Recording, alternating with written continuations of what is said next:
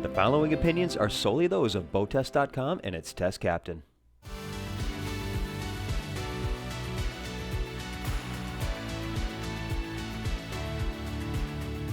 Hi, Captain Steve for BoatTEST.com, and today I'm going to do a features inspection and performance evaluation on the latest launch from Yamaha, the 212XD. Now this takes all the functionality that we've come to appreciate in the 21-foot series with wake capability, surf capability, great handling characteristics, and a functional layout, and it also adds some new technology. So let's start there.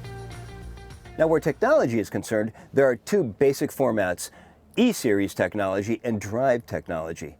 The E-Series brings drive-by-wire functionality to the Helm. So now we have push-button start-stops, we have GPS speed control, engine synchronization, and single lever control.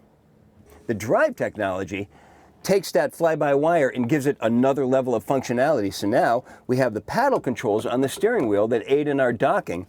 Right one is forward, left one is back, and squeeze them a little more to add throttle. That means we can dock the boat by not taking our hands off the wheel at all. Let me show you how that works. So I've got the drive engaged and I'm using the paddles. The right one is forward, the left one is backing up. I like to think of go right ahead to remember which one is which. Like all jet boats, they don't really slide sideways into the dock, so approach the dock directly, and just before I come up and make contact with the dock, then I'll turn it hard over to the left, a little forward, and then hard to the right, a little reversed, in order to bring that bow back away. And then I'm up against the dock without ever having to take my hands off the wheel. It's a really sweet way to dock, and it's so responsive and intuitive. Now, if you want to see more on the Drive technology, we made a dedicated video just about that, so be sure to look for it. Now let's get back to the Kinect's touchscreen, because there's still more technology to look at here. Now it's a touchscreen and we have all of our icons at the top to control all the functionality. With the home button pressed, now we have our water temperature, Bluetooth connectivity, and of course the speedometer is 0. This means we're in float mode, which gives us our water temperature. And on both sides we've got depth and fuel, plus some basic controls at the bottom. Those will always be there. If we start the engine, then we convert these two into RPMs.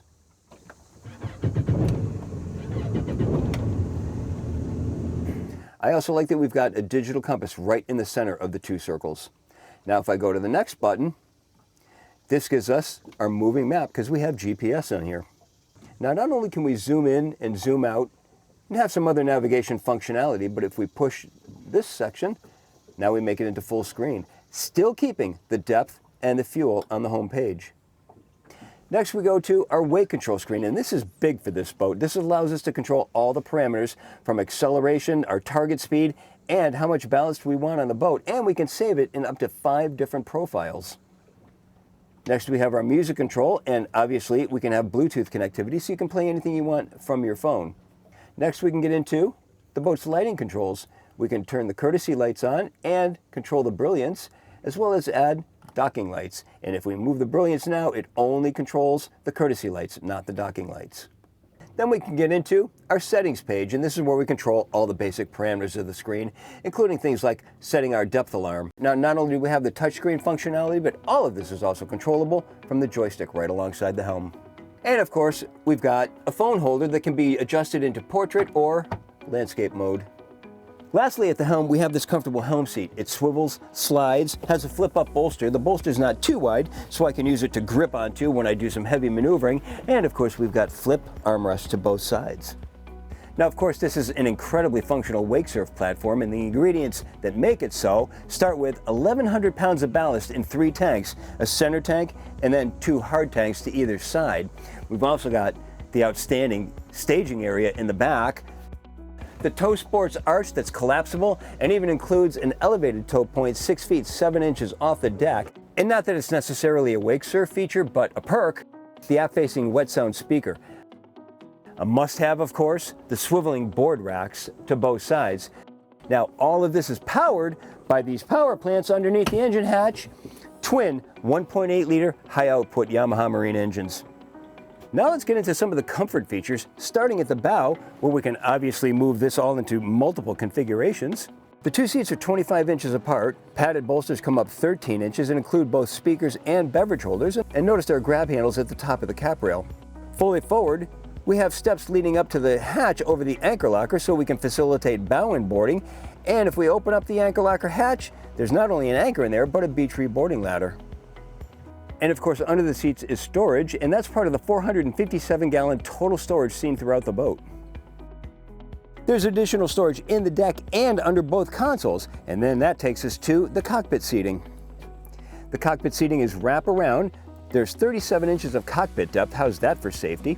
We can swivel one or both of the forward seats around to join the crowd, and there's 6 feet 4 inches of headroom underneath the tower. And of course, we can add a cockpit table to increase the functionality. And notice that, like the snap-in marine mat on the deck, this one also has a marine mat coating. And if we take out this center cushion, we create a walkthrough to what I think is the most popular spot on any Yamaha boat, this aft transom patio.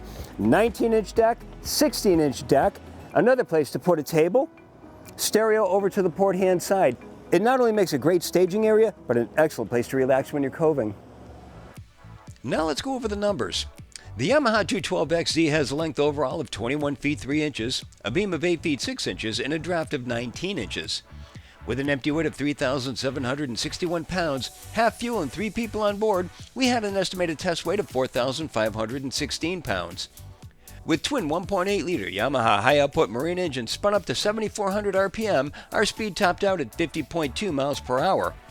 Best cruise came in at 5,500 RPM and 30.2 miles per hour.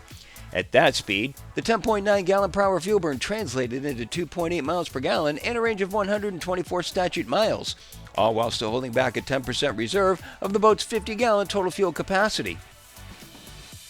It'll come as no surprise that she's a remarkably fun boat to drive. Those high-output engines had us accelerating to 30 miles per hour in an average 6.1 seconds, and you really feel that 50 mile per hour plus top speed. In turns, she's quite responsive to the helm with 3/4 turn steering, and that tendency to spin out of the turn has been eliminated, so feel free to crank and bank to your heart's desire. As for wake surfing, well, with those ballast tanks filled and the wake booster attached to the bottom of the platform, she creates a thrilling wake with a good wall and top curl. And yes, even a beginner like me can surf it. And anyone can drive it thanks to the pre-programmed acceleration settings. Just pin the throttle and it accelerates gently and maintains its preset GPS speed. So we've got a lot of comfort features whether we're at the beach or underway, a versatile and configurable layout, it's a qualified surf platform, and there's a lot of technology involved to boot. It all comes together in the 212XD from Yamaha. And that's my full features inspection and performance evaluation. For BoatTEST.com, I'm Captain Steve. We'll see you on the water.